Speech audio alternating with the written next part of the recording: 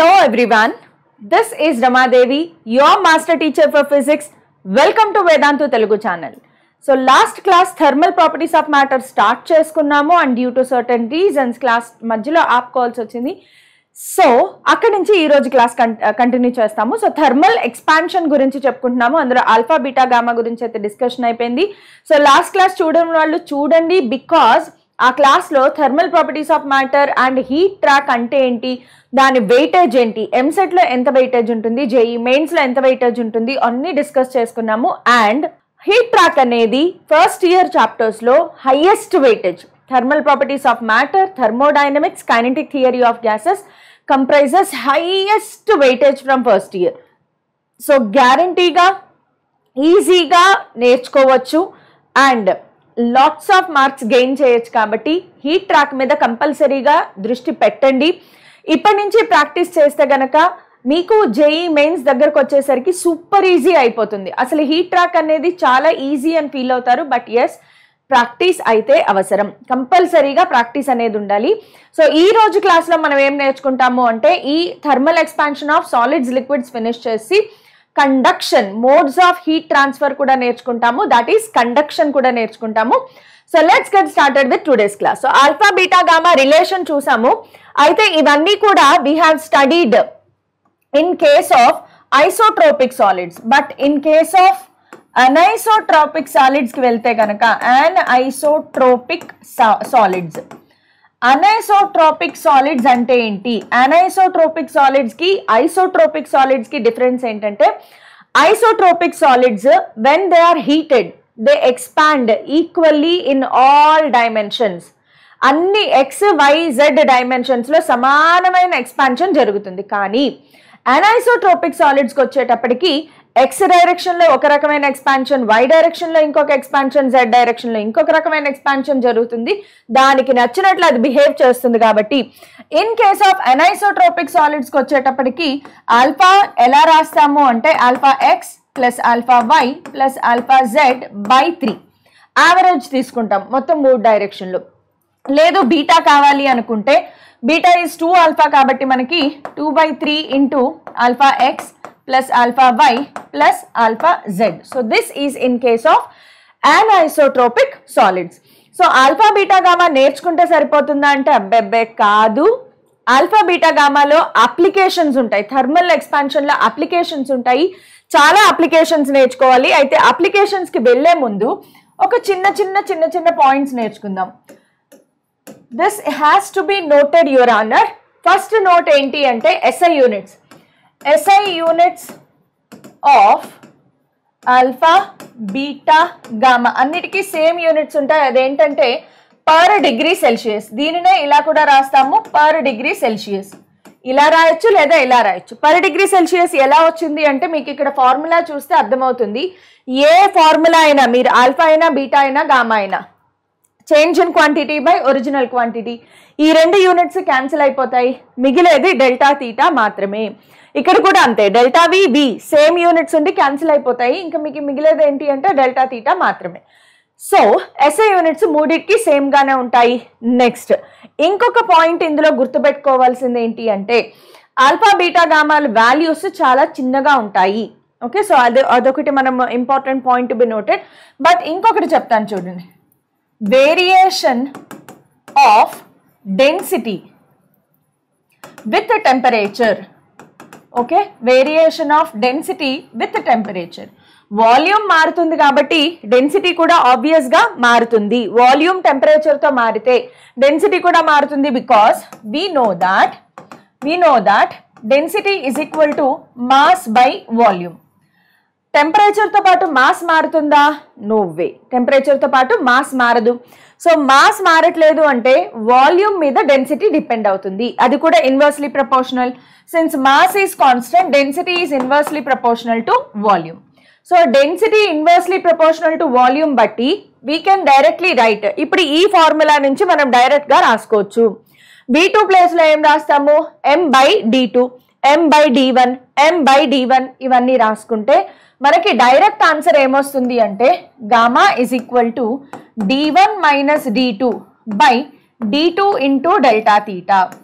So this is how density varies with temperature. Okay, so వాల్యూమ్లో V2 minus V1 by V1 ఉంటే డెన్సిటీలో D1 minus D2 by D2 వస్తుంది because of inversely proportional. Volume ప్లేస్లో mass by density substitute చేసుకుంటే మనకి డైరెక్ట్గా answer వస్తుంది.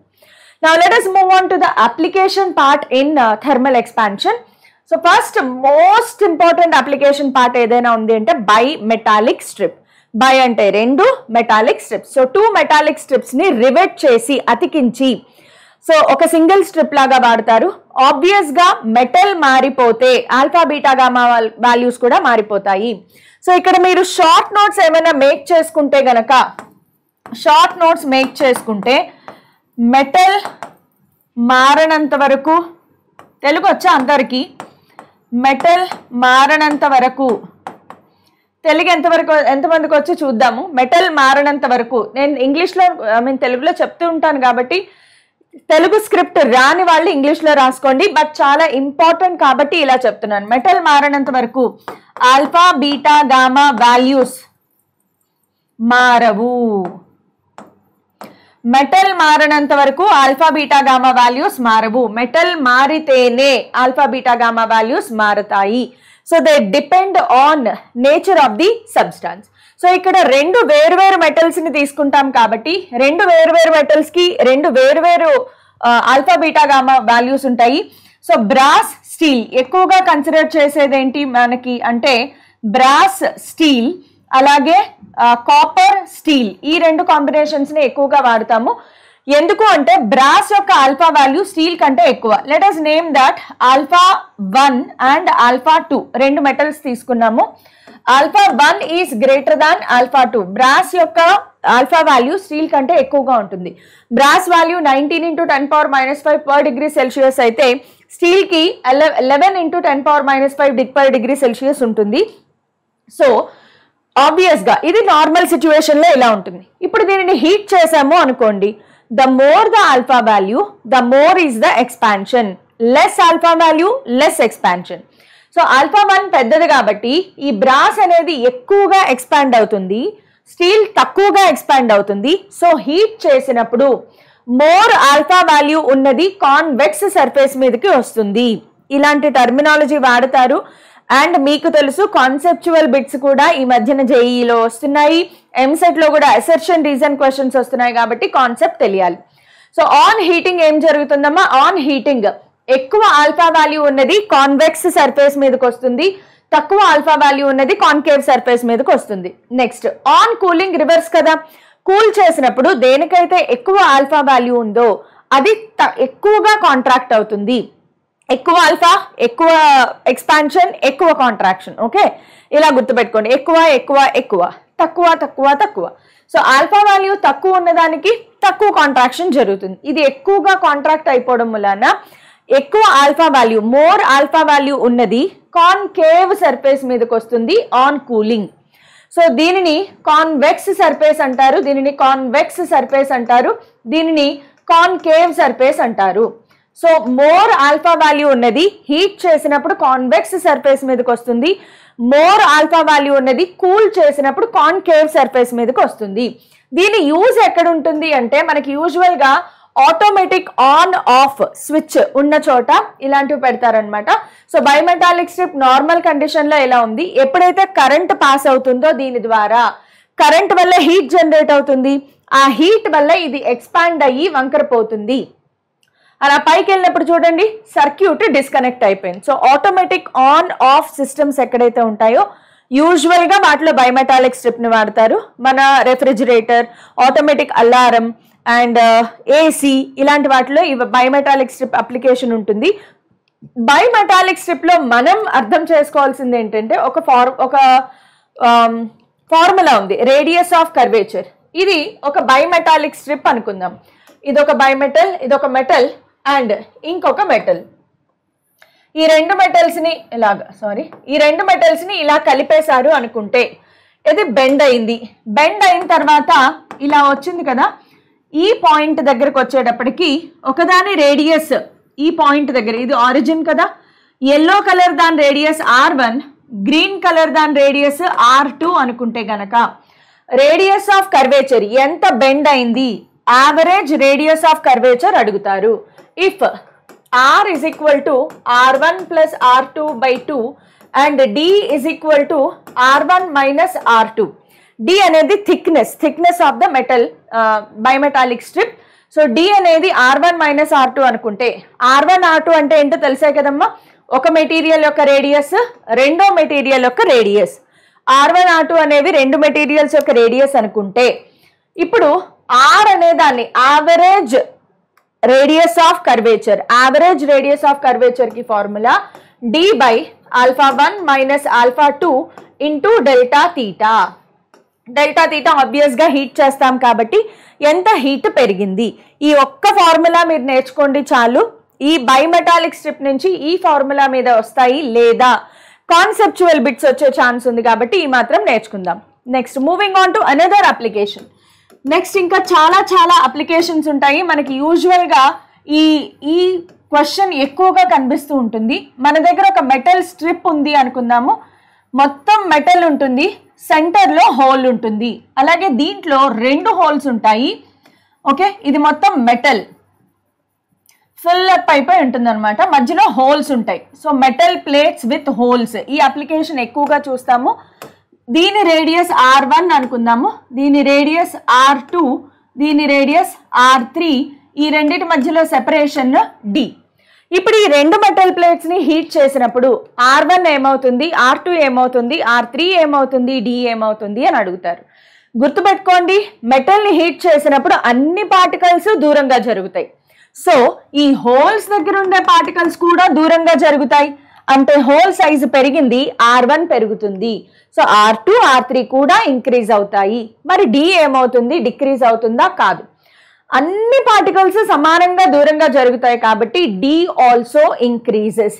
So on heating r1 r2 r3 d all increase. Highly repeated bit idi, all increase. Moving on to next application. Next application lo I want to heat two metal bars which are riveted together. నా దగ్గర రెండు metal bars ఉన్నాయి, ఈ రెండు కూడా ఇలా rivet చేసి ఉన్నాయి. ఓకే, ఒకదానికి α1 అనుకోవచ్చు, రెండో దానికి α2 అనుకుందాము, వేర్వేరు మెటీరియల్స్. అయితే ఈ రెండింటిని ఎలా హీట్ చేయాలి అంటే, excuse me,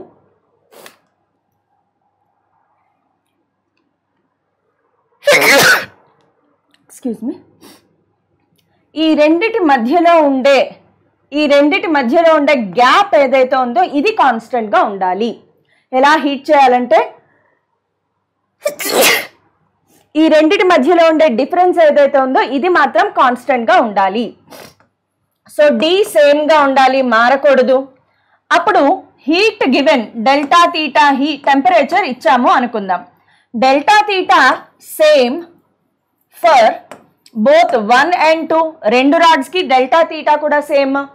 so D same గా ఉండాలి అంటే ఇప్పుడు ఇలా ఉన్నాయి, ఈ రెండు సమానంగా అలా ఇంక్రీజ్ అవ్వాలి. ఇది ఎంత పొడవు వెళ్ళిందో ఇది కూడా అంతే పొడవు వెళ్తేనే ఆ రెండిటి మధ్యలో గ్యాప్ కాన్స్టెంట్ గా ఉంటుంది. సో ఈ రెండు ఇలా ఉన్నాయమ్మా, ఆ డి సేమ్ గా ఉండాలంటే ఇది ఎంత పెరిగిందో ఇది కూడా అంతే పెరగాలి. అంటే దీనిలో ఎంత డెల్టా ఎల్ వచ్చిందో దీంట్లో కూడా అంతే డెల్టా ఎల్ రావాలి. So delta L1 is equal to delta L2. దీనిలో ఎంత చేంజ్ వచ్చిందో దీంట్లో కూడా అంతే చేంజ్ రావాలి. డెల్టా ఎల్ కి మనకి ఫార్ములా తెలుసు, L1 α1 into delta theta is equal to L2 α2 into delta theta. Delta theta రెండిటికి సేమ్, రెండిటికి ఒకటే హీట్ సప్లై చేస్తున్నారు. So L1 α1 is equal to L2 α2. Did you get it?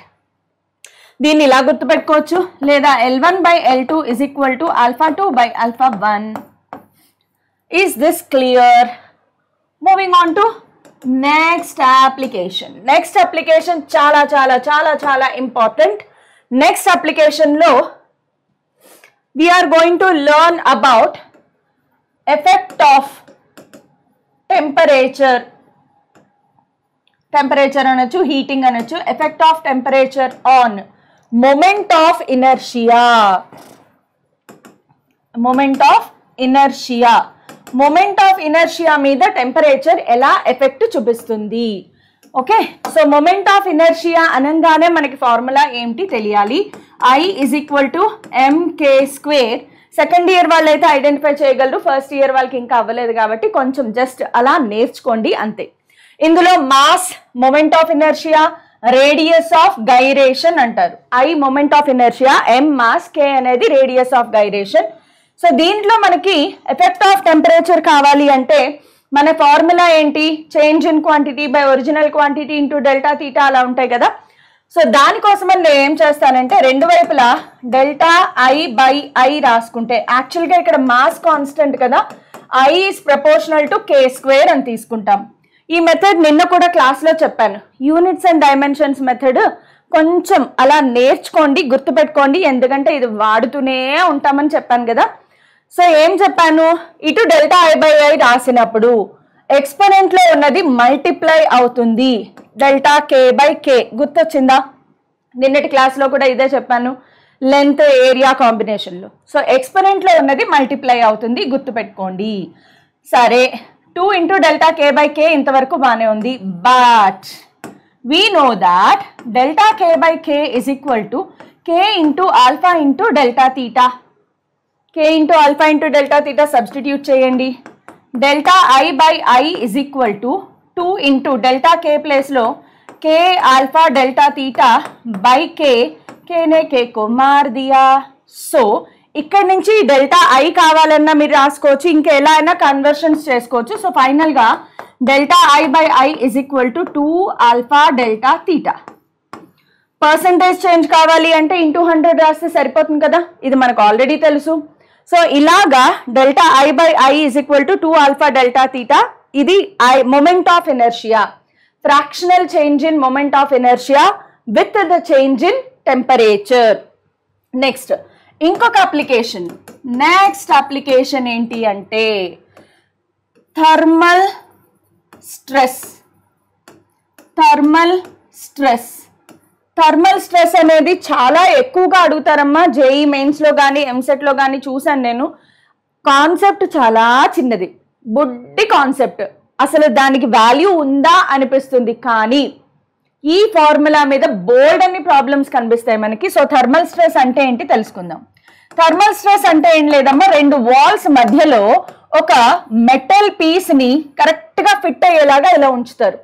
అంటే ఇప్పుడు నా హ్యాండ్స్ రెండు వాల్స్ అనుకుంటే ఈ రిమోట్ అనేది మెటల్ పీస్ అనుకుంటే కరెక్ట్గా ఇలా ఫిట్ అయ్యేలాగా ఉంచుతారు. టెంపరేచర్స్ తగ్గాయి అనుకోండి, ఇదేమవుతుంది, కాంట్రాక్ట్ అవుతుంది, మెటల్ పీస్ కాంట్రాక్ట్ అవుతుంది. కాంట్రాక్ట్ అయితే సైజు తగ్గిపోయి ఇలా కిందకి పడిపోతుంది, అవునా. ఇప్పుడు దీన్ని వదిలేనంటే ఇది కింద పడిపోతుంది, బ్రేక్ అవుతుందని చెప్పి వదలట్లేదు. సో ఇలా పెట్టాము, దీనిని కూల్ చేసినప్పుడు, ఈ మెటల్ పీస్ని కూల్ చేసినప్పుడు ఏమవుతుంది, కాంట్రాక్ట్ అయ్యి సైజు తగ్గి కిందకి పడిపోతుంది. అలా కాదు, ఇలా ఉండగా మెటల్ పీస్ని హీట్ చేసాం, హీట్ చేసినప్పుడు ఏమవుతుంది, ఇది ఎక్స్పాండ్ అవుతుంది.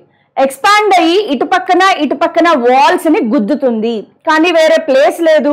ప్లేస్ లేక యూజువల్గా బెండ్ అయిపోతాయి అన్నమాట. బట్ యూజువల్గా టైట్నెస్ పెరిగిపోతుంది. దీనిని హీట్ చేసినప్పుడు ఏమవుతుందమ్మా, ఎక్స్పాండ్ అయ్యి వాల్స్ మీద ఫోర్స్ ఎగ్జర్ట్ చేస్తుంది. సో హీట్ వల్ల ఫోర్స్ కాబట్టి దీనిని ఏమంటాము, థర్మల్ స్ట్రెస్ అంటాము. స్వాహా. సో ఇది ఎక్స్పాన్షన్ వల్ల ఇటువైపు ఒక ఫోర్స్ ఎగ్జర్ట్ చేస్తే ఇటువైపు కూడా అంతే అమౌంట్ ఆఫ్ ఫోర్స్ ఎగ్జర్ట్ చేస్తుంది ఆబ్వియస్గా.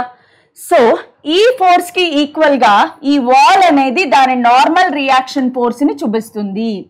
ఇప్పుడు థర్మల్ స్ట్రెస్ అంటే ఏంటి, నార్మల్ గా స్ట్రెస్ అంటే ఫార్ములా తెలుసా, స్ట్రెస్ కి ఫార్ములా ఏంటి అంటే ఫోర్స్ బై ఏరియా. దీని area of cross section A అనుకుందాం, దీని area of cross section, rod యొక్క area of cross section A అనుకుందాం. సో స్ట్రెస్ కి ఫార్ములా అమ్మ ఫోర్స్ బై ఏరియా. తెలియని వాళ్ళు తెలుసుకోండి, ఆల్రెడీ తెలిసిన వాళ్ళు సూపర్ కూల్ అనమాట.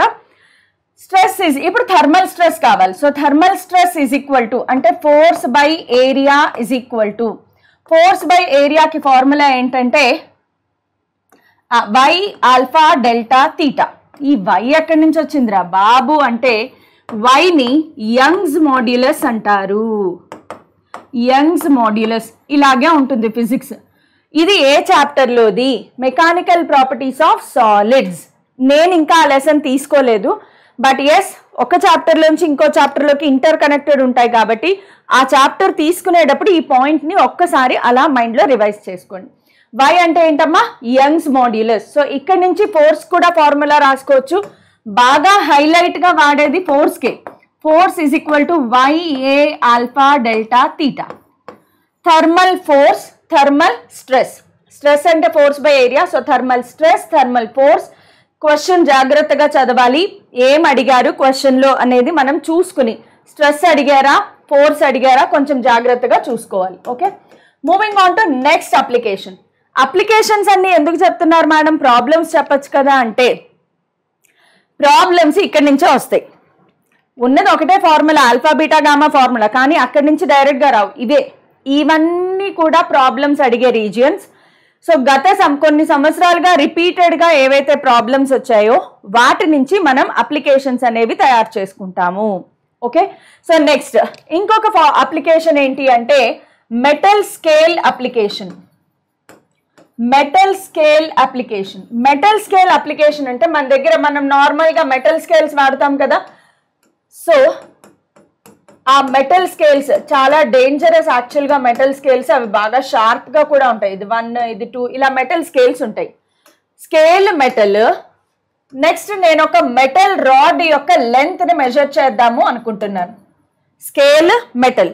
Okay, scale metal, metal rod length measure చేయాలి. ఒకవేళ స్కేల్ని బాగా extreme hot or extreme cold పరిస్థితుల్లో వాడాము అనుకోండి, ఇది మెటల్తో తయారు చేసిందే. సో ఇది కూడా ఎక్స్పాండ్ అయిపోతుంది కదా. ఇది ఎక్స్పాండ్ అయ్యింది అనుకోండి, ఇవి దూరం దూరంగా జరుగుతాయి, అప్పుడు రీడింగ్ తక్కువగా వస్తుంది. స్కేల్ కాంటాక్ట్ అయ్యింది అనుకోండి, రీడింగ్స్ దగ్గరగా వచ్చేసి నాకు ఎక్కువ రీడింగ్ చూపిస్తుంది. మరి కరెక్ట్ రీడింగ్ ఎలా తెలుసుకోవాలి? దానికి ఒక ఫార్ములా ఉంది. LTV is equal to, TV అంటే టెలివిజన్ కాదు, true value. LTV is equal to L into 1 minus alpha m minus alpha s into delta theta.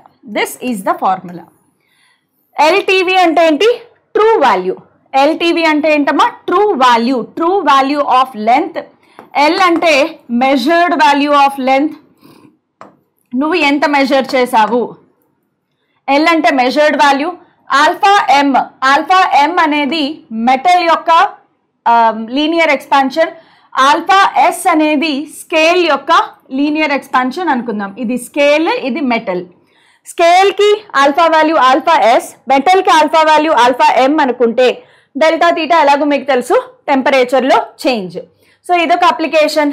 Next moving on to very very very important application, pendulum clock. Pendulum clock చాలా చాలా చాలా important application. So ఖచ్చితంగా నేర్చుకోండి. Pendulum క్లాక్లో మనం అర్థం చేసుకోవాల్సింది ఏంటంటే, పెండ్యులం క్లాక్ అనగానే time period formula. Pendulum clock అనగానే టైం పీరియడ్ ఫార్ములా మీరు లోవర్ క్లాసెస్లో ఎక్కడో ఒక చోట నేర్చుకునే ఉంటారు. T equals to 2π√L/G. దీని నుంచి మనకి తెలియాల్సింది ఏంటంటే T is directly proportional to √L. ఇది మనకి ఇంపార్టెంట్. అంటే T అంటే ఏంటి? Time period. T అంటే ఏంటమ్మా ఇక్కడ? టైం పీరియడ్, టెంపరేచర్ కాదు, టైం పీరియడ్. T అంటే ఏంటి? Time period.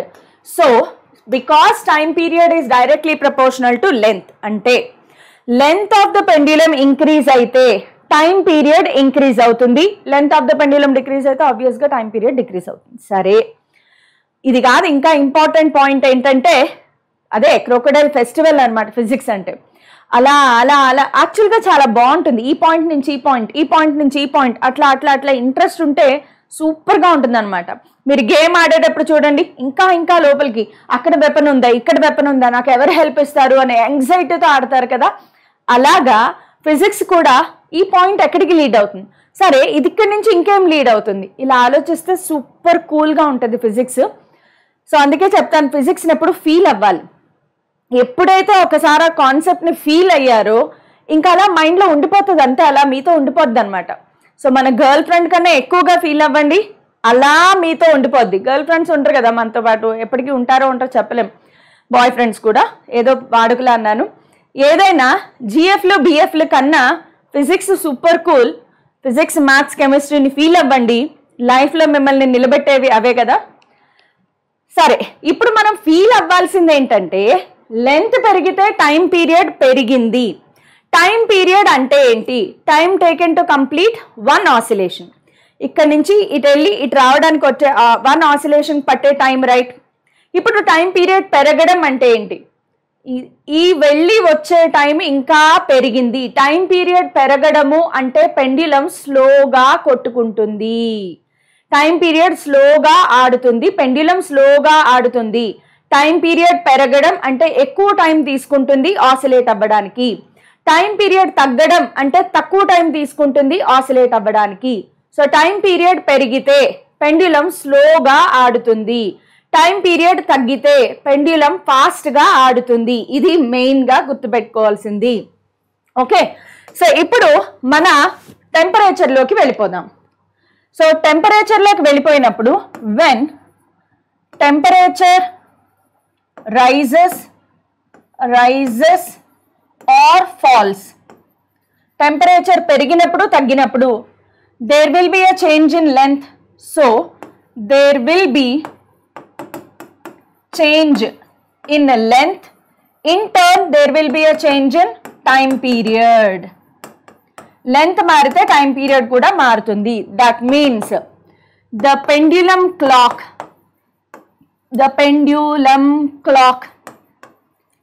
gains or loses time. Time ఇది టైంని గెయిన్ చేస్తుంది లేదా లూజ్ అవుతుంది. సో ఎంత టైం గెయిన్ అయింది, ఎంత టైం లూజ్ అయింది? If delta t is time gained or lost, delta t అనేది టైం గెయిన్డ్ ఆర్ లాస్ట్ అనుకుంటే ఫార్ములా ఏంటంటే delta t is equal to half alpha delta theta. Time gained or lost, దీంట్లో రెండు రకాలు ఉంటాయి మళ్ళీ. Time gained or lost per second, per day. Per day అని అడిగితే మరి ఫార్ములా ఎలా రాయాలి? పర్ సెకండ్ అయితే ఫార్ములా రాసుకున్నాము, పర్ డే అయితే ఒక డేలో ఎన్ని సెకండ్స్ ఉంటాయి అంతే. So delta t is equal to half alpha delta theta into 86400. ఎందుకు 86400 రాశారు? అదంతే రా, ఫిజిక్స్లో అలా గుర్తుపెట్టుకోవాలి అంతే. మనకు తెలియకునుకున్న అలాగే గుర్తుపెట్టేసుకోవాలి అంతే. కాదు, వన్ డేలో ఎన్ని సెకండ్స్ ఉంటాయి క్యాలిక్యులేట్ చేస్తే వన్ డేలో 86400 నెంబర్ ఆఫ్ సెకండ్స్ ఉంటాయి కాబట్టి మల్టిప్లై చేసామన్నమాట. ఓకే, సో గుర్తుపెట్టుకోండి డెల్టా తీటా ఇది. ఓకే, డెల్టా తీటా రేజ్ అయితే డెల్టా టీ ఫాల్ అవుతుంది. డెల్టా తీటా రేజ్ అయితే డెల్టా టీ టైం ఫాల్ అవుతుంది. డెల్టా తీటా తగ్గితే డెల్టా టీ పెరుగుతుంది. Okay, the raise in delta theta, there will be a fall in time. Lose అవుతుంది, time lose అవుతుంది. గుర్తుపెట్టుకోండి. ఈ అనాలిసిస్ అంతా మళ్ళీ ఒకసారి మైండ్లో అనుకోండి, లేదంటే మాత్రం కొంచెం ఇబ్బంది పడతారు. సో అన్నీ గుర్తుపెట్టుకోండి. ఒకసారి దీని మీద ఒక చిన్న ప్రాబ్లం చూద్దాం. A pendulum clock goes 5 seconds fast as at temperature 15 degrees Celsius and 10 seconds slow at temperature 30 degrees Celsius. Okay, at what temperature does it give correct time? Correct time temperature T అనుకుందాం. Let T is temperature at which it gives correct time. Correct time అనేది T temperature దగ్గర ఇస్తుంది అనుకుంటే, T temperature కన్నా 30 degrees 15 degrees రెండు టెంపరేచర్లు ఉన్నాయి. ఒకసారి T కన్నా ఎక్కువ టెంపరేచర్ వెళ్ళింది, ఒకసారి T కన్నా తక్కువ టెంపరేచర్ వెళ్ళింది. అందుకే టైమ్ లాస్ట్ ఆర్ గెయిన్ జరిగింది. అంటే ఇందులో రెండు సిచ్యువేషన్స్ ఉన్నాయి. So case 1 5 seconds fast at temperature 15 degrees Celsius. Formula ఏంటి గుర్తుందా? Delta T is equal to half alpha delta theta. Question లో పర్ సెకండ్ 24 hours టైం అయినా పర్లేదు, పర్ సెకండ్ అయినా, బికాస్ రెండు ఒకే సిచ్యువేషన్ లో ఉన్నాయి. So delta t is equal to, first కేసులో డెల్టా టీ ఎంత 5 seconds is equal to half alpha. Alpha value మారదు బికాస్ అదే పెండ్యులం గురించి మాట్లాడుతున్నాం. పెండ్యులం మారకపోతే ఆల్ఫా వాల్యూ మారదు. Into t minus 15 degrees. ఎందుకు టీ మైనస్ 15 degrees రాసాము అంటే తర్వాత టెంపరేచర్ పెరిగింది అంటే టీ దగ్గర కరెక్ట్ టైం ఇస్తే ఒకసారి టీ కన్నా టెంపరేచర్ పైకి వెళ్ళింది, ఒకసారి టెంపరేచర్ టీ కన్నా తక్కువ వెళ్ళింది. 30 degrees ఉంది కాబట్టి ఆబ్వియస్ గా 15 అనేది టీ కంటే తక్కువ ఉంటుంది కాబట్టి t minus 15. Let this be equation number 1. Case 2 లో చూద్దాం. ఆబ్వియస్ గా ఇంకా కేస్ 2 మీరే రాసేస్తారు. కేస్ 2 లో 10 seconds is equal to half alpha into 30 minus t. ఇది ఈక్వేషన్ నెంబర్ 2. ఎందుకంటే టీ కన్నా టెంపరేచర్ పెరిగింది, 15 degrees కిందకి వెళ్ళింది అంటే టీ 30 పెరుగుతుంది. సో ఒకసారి లాస్ అవ్వాలి, ఒకసారి గెయిన్ అవ్వాలి కాబట్టి దాట్స్ ఇట్. ఈ రెండు ఈక్వేషన్స్ ని సాల్వ్ చేయండి. 1/2 చేయండి. 1/2 చేస్తే 5/10 LHS సైడ్, ఇటువైపు ఏమో half alpha cancel, T minus 15 by 30 minus T. So 1/2 is equal to T minus 15 by 30 minus T. Cross multiplication చేయండి. 30 minus T is equal to 2t minus 30. Solve చేయండి. T 60 degrees వస్తుంది చూసుకోండి. T 60 degrees రాంగా calculation, oh sorry 30 degrees. 60 is equal to 3t.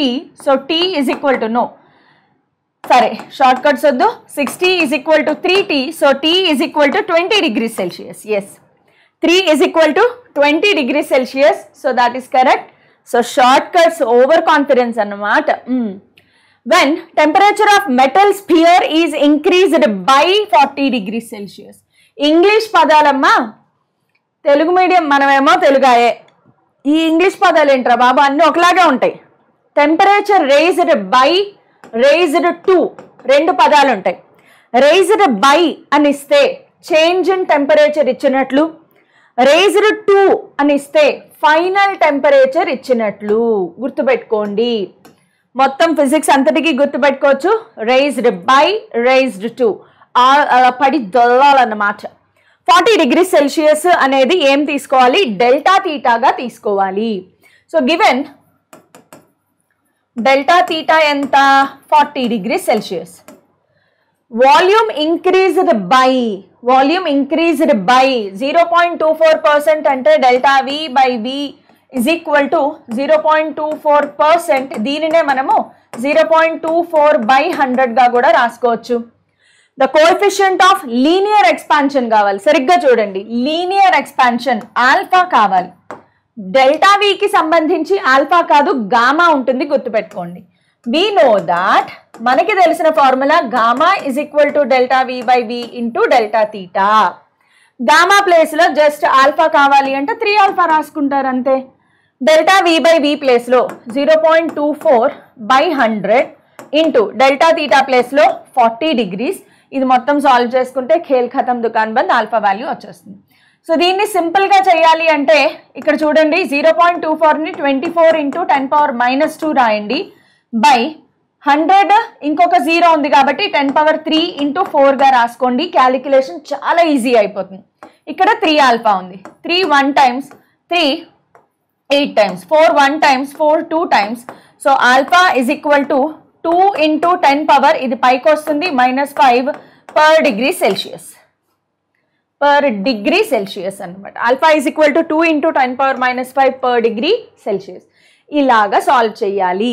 Next, if two rods of length L to L having coefficient of linear expansion alpha 2 alpha respectively are connected such that total length becomes 3L. అంటే ఖచ్చితంగా ఇలాగే attach చేయాలి. దీని length L, ఇంకొక rod 2L length. ఎలా attach చేయాలి అంటే మొత్తం 3L అవ్వాలి. సో 3L రావాలి అంటే పక్క పక్కనే అటాచ్ చేయాలి ఆబ్వియస్ గా. నెక్స్ట్, ఒకదాని కోఎఫిషియంట్ ఆల్ఫా, రెండో దాని కోఎఫిషియంట్ 2 ఆల్ఫా. క్వశ్చన్ ఏంటి? The coefficient of linear expansion, average coefficient of linear expansion of composite rod equals to. Okay, so composite rod యొక్క యావరేజ్ ఎక్స్పాన్షన్ కావాలి.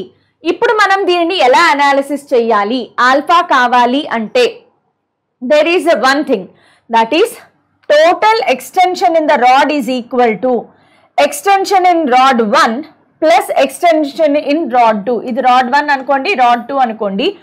Total extension in rod total delta L total is nothing but delta L in rod 1 plus delta L in rod 2. అర్థమైందా? ఇలాగే start చేయండి. ఈ model పర్పస్ఫుల్గా ఎందుకు పెట్టాను అంటే ఆలోచించే విధానం చెప్పడం కోసం. సో ఎక్కడి నుంచి స్టార్ట్ చేయాలి? సిరీస్లో ఎప్పుడు చూసినా ఇలాగే స్టార్ట్ చేయండి. That's it. So delta L అంటే ఏంటి? L alpha delta theta. So L1 L, దీని ఆల్ఫా, డెల్టా తీటా ఎంత? Delta theta given or not given? Not given, so delta తీటాయే తీసుకుందాం. రెండిటికి సేమ్ హీటే ఇస్తాం కదా, రెండిటికి డెల్టా తీటానే. ప్లస్ దీని లెంత్ ఎంత? 2L, దీని ఆల్ఫా వాల్యూ ఎంత? 2 ఆల్ఫా డెల్టా తీటా. ఎల్ టోటల్కి రావాలి కదా, సో టోటల్ గురించి ఆలోచించండి. టోటల్ గురించి ఆలోచిస్తే టోటల్ లెంత్ ఎంత? 3L. టోటల్ ఆల్ఫా వాల్యూ మనకి తెలియదు, డెల్టా తీటా. డెల్టా తీటా మొత్తం అంతా క్యాన్సిల్ అయిపోతుంది, సో ఎల్ కూడా క్యాన్సిల్ అయిపోతుంది మనకి. ఇక్కడ ఎంత మిగిలింది? 3 alpha effective is equal to, ఇక్కడ ఏం మిగిలింది?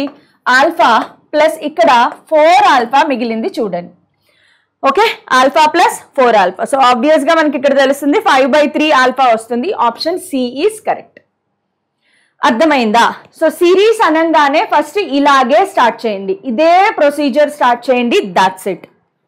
Next, if the length of cylinder on heating increases by 2%, area of its base will increase by. So ఇది నేను హోంవర్క్ ఇస్తాను, బికాస్ ఇది నిన్నటి క్లాసులో ఆల్రెడీ డిస్కస్ చేశాను. మీకు హోంవర్క్ సొల్యూషన్ కావాలి అంటే టెలిగ్రామ్ ఛానల్కి వచ్చేసేయండి. సొల్యూషన్ మొత్తం PDF ఇవాళ పెట్టేస్తాను. సో ఇది ఆల్రెడీ నిన్నటి క్లాసులో డిస్కస్ చేశాను కాబట్టి ఈ model, this is homework. Next, the density of steel at 0 degrees Celsius is 8 grams per cc. At what temperature density is lesser by? So చూడండి, given theta 1 is equal to 0 degrees Celsius, theta 2 నువ్వు find out చెయ్యాలి. Next, initial density theta 1 దగ్గర ఉన్నప్పుడు density ఎంత? 8 gram per cc. 0.1% ఏంటి అంటే delta D by d is equal to 0.1%. దానినే మనము 0.1/100గా రాసుకోవచ్చు. ఆల్ఫా వాల్యూ ఇచ్చారు, ఆల్ఫా లీనియర్ ఎక్స్పాన్షన్ ఇచ్చారు చూడండి, 10⁻⁻5 per degree Celsius. కానీ డెన్సిటీలో మనం వాడేది gamma, 3 alpha. So 3 × 10⁻⁻5 per degree Celsius. అంతే formula. Gamma is equal to, gamma ఇది రాద్దాం, delta D by D into delta theta, లేదా delta D by D into, నాకు తీటా 1 తీటా 2 సెపరేట్గా కావాలి కాబట్టి తీటా 2 మైనస్ తీటా 1 అయిపోయింది ప్రాబ్లం, ఇంకెంతకంటే ఏం లేదు. So 3 × 10⁻⁻5 is equal to delta D by d ప్లేస్లో 0.1/100 into theta 2 minus 0. That's it.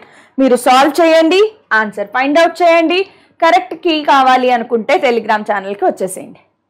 Now moving on to thermal expansion of liquids. Thermal expansion of liquids.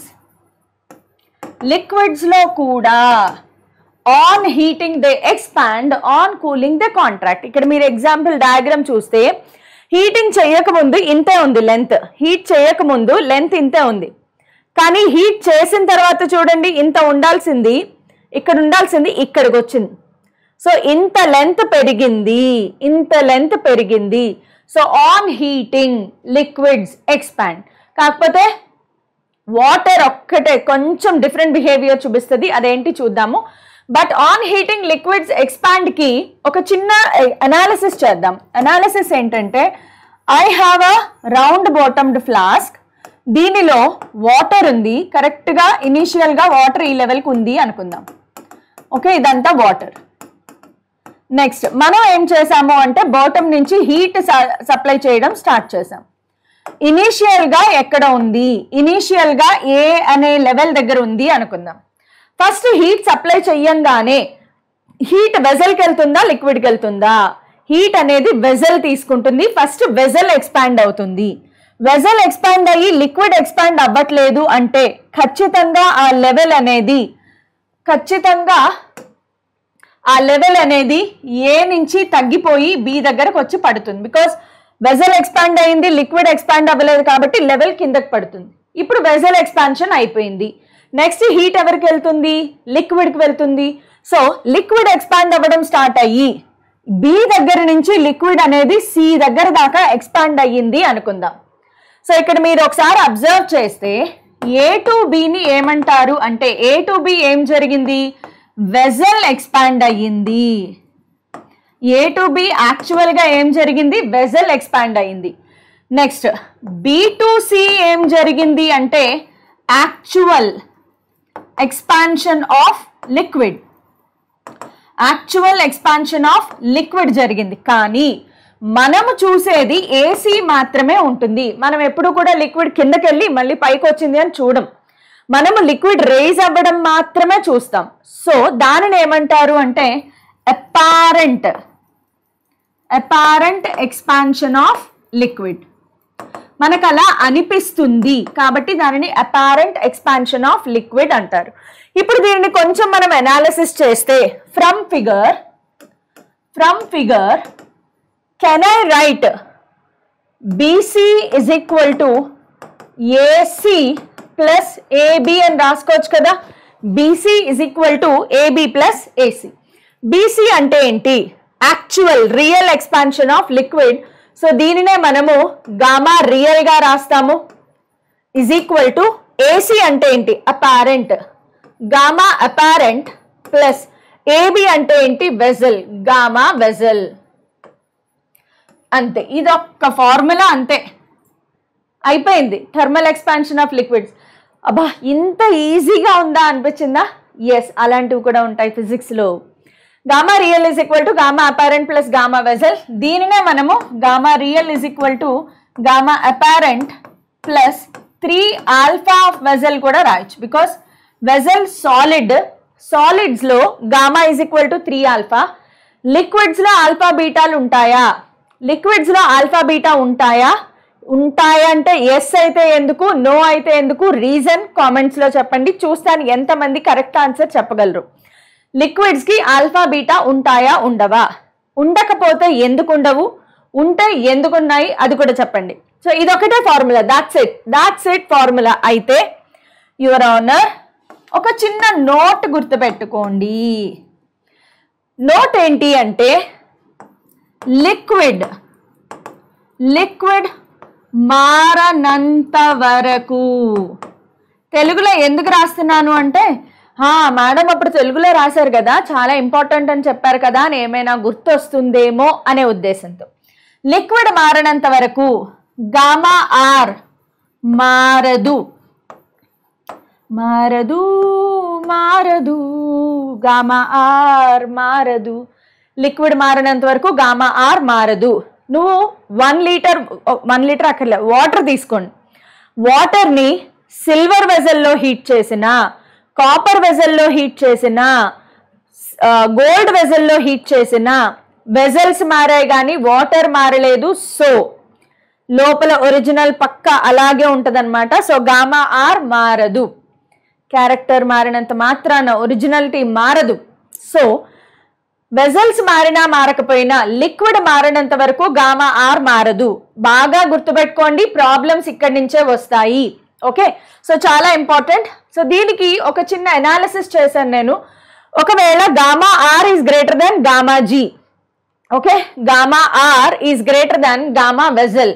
Vessel కన్నా water ఎక్కువగా expand అయిపోయింది అనుకోండి. Vessel కన్నా వాటర్ ఎక్కువగా ఎక్స్పాండ్ అయితే ఆ liquid ఏమవుతుందమ్మా?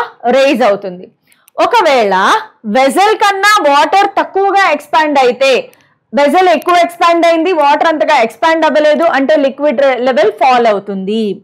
రెండు సేమ్ అయితే ఏముంది? లిక్విడ్ రైజ్ అవ్వదు, ఫాల్ అవ్వదు, అలాగే ఉంటుంది. అలాగే వెజల్ కి అసలు ఎక్స్పాన్షనే లేదు అనుకోండి, వెజల్ అసలు ఎక్స్పాండే అవ్వట్లేదు, gamma apparent will be equal to gamma real. So obvious గా రైజ్ అవుతూనే ఉంటుంది. బికాస్ వెసల్ ఎక్స్పాండ్ అవ్వట్లేదు, సో లిక్విడ్ ఎక్స్పాండ్ అయిపోతుంది. సో ఈ టేబుల్ని ఒక్కసారి గుర్తు తెచ్చుకోండి, సో దాట్ ప్రాబ్లమ్స్ ఈజీ అయిపోతాయి. అయితే మీకు ఐపీ బోర్డ్ ఎగ్జామ్స్లో ఇక్కడ అనామలస్ బిహేవియర్ ఆఫ్ వాటర్ వస్తుంది. Behaviour of water, anomalous behaviour of water. Anomalous behaviour of water అంటే వాటర్ అనేది ఒక స్పెసిఫిక్ క్వాలిటీ ఉంటుంది. స్పెసిఫిక్ క్వాలిటీ ఉంటుంది ఏంటంటే, నార్మల్గా అన్నిట్లాగానే water on heating it expands, on cooling it contracts, but 0 degree Celsius నుంచి 4 డిగ్రీ సెల్సియస్ మధ్యలో, 0 డిగ్రీ సెల్సియస్ నుంచి 4 డిగ్రీ సెల్సియస్ మధ్యలో it shows a weird behaviour, వింతగా ప్రవర్తిస్తుంది అనమాట. ఈ మధ్యలో on heating it contracts and on cooling it expands. Variety behaviour కేవలం ఇక్కడ మాత్రమే చూపిస్తుంది, ఈ టెంపరేచర్లోనే చూపిస్తుంది, మిగతా అన్ని టెంపరేచర్లోనూ సేమ్ గానే బిహేవ్ చేస్తుంది. సో 0 డిగ్రీ సెల్సియస్ నుంచి 1 డిగ్రీ 2 డిగ్రీ 3 డిగ్రీ టెంపరేచర్ పెరిగే కొద్దీ ఎక్స్పాండ్ అవ్వడం మానేసి ఇంకా కాంట్రాక్ట్ అయిపోయి 4 తర్వాత నుంచి ఎక్స్పాండ్ అవుతుంది.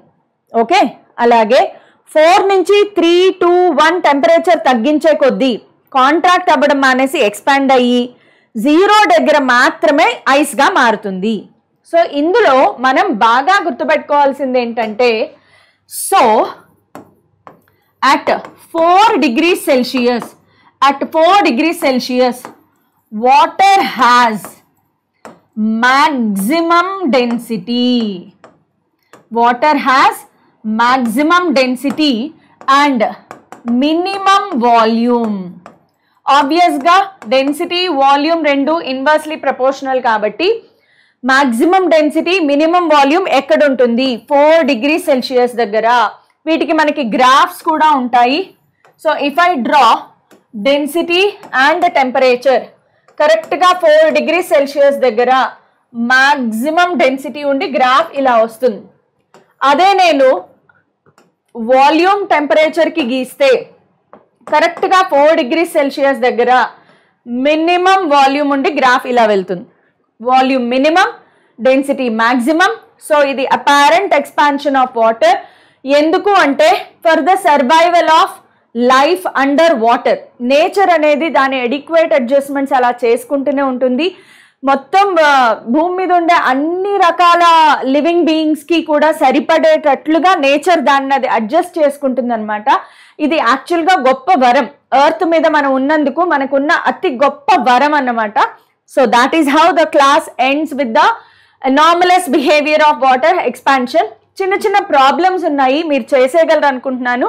ఇవన్నీ కూడా హోంవర్క్ ఇస్తాను, because these are very simple problems, మీరు డైరెక్ట్గా చేసేయగలరు. సో ఈ ప్రాబ్లం ఇవన్నీ చాలా సింపుల్. ఇదొకటి నేను చెప్తాను.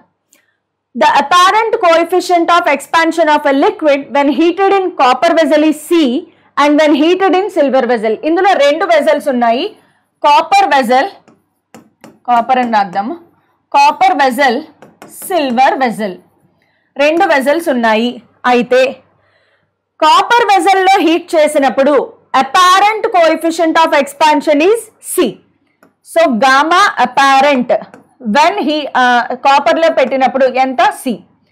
అదే అపారెంట్ సిల్వర్లో అయితే S. గామా అపారెంట్ సిల్వర్లో వేడి చేసినప్పుడు S. Next if A is the linear, A is the, చూడండి లీనియర్, పదాలు సరిగ్గా చదవాలి. Linear coefficient of expansion of copper. Copper యొక్క లీనియర్ కోఎఫిషియంట్ ఆఫ్ ఎక్స్పాన్షన్ ఏంటి? A. సెంటెన్స్ ఎలా ఇచ్చాడో యాజ్ ఇట్ ఈస్ గా చదువుకుంటూ రాసేయడమే. Next copper, then the linear coefficient of expansion of silver ఎంత? Linear coefficient of expansion of silver ఎంత అని అడిగారు. ఇందులో గామార్ ఇవ్వనే లేదు, ఏం చేయాలబ్బా? గామార్ ఇవ్వలేదు, కానీ హింట్ ఏంటి? ఇక్కడ నేను తెలుగులో రాశాను చూసారా, ఇదే హింట్, ఇదే హింట్. సో ఇందులో కాపర్ వెజల్ మారింది, సిల్వర్ వెజల్ మారింది, కానీ నువ్వు వాడిన లిక్విడ్ మారలేదు. So gamma R of copper is equal to gamma R of silver, దీనిని గామా ఆర్ అనుకుందాము. సో గామా ఆర్కి ఫార్మ్ సేమ్ కాబట్టి గామా ఆర్ ఆఫ్ కాపర్ రాయండి.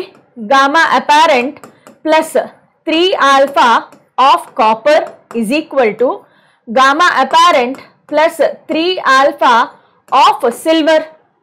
అర్థమవుతోందా? Very simple question, highly repeated. మెయిన్స్లో వచ్చింది, ఎంసెట్లో కూడా వచ్చింది. నమ్మండి, మెయిన్స్లో 2 సార్లు వచ్చింది, ఎంసెట్లో కూడా 2-3 సార్లు వచ్చింది. అంత సూపర్. మీరు ఈ క్వశ్చన్ని యాజ్ ఇట్ ఈస్గా గుర్తుపెట్టుకోవచ్చు, కానీ ఎస్ బదులు ఇంకొకటి ఎక్స్ వై జెడ్ ఇస్తే మాత్రం కష్టం. సో ప్రొసీజర్ గుర్తుపెట్టుకోండి. గామా ఏ కాపర్కి ఏంటి? C plus 3A is equal to gamma a of silver s plus 3. ఇది మనం ఫైండ్ అవుట్ చేయాలి. అయిపోయింది ప్రాబ్లం. 3 alpha s is equal to s minus c minus 3A. So alpha of silver is s minus c minus 3A by 3. అర్థమైందా? That's it.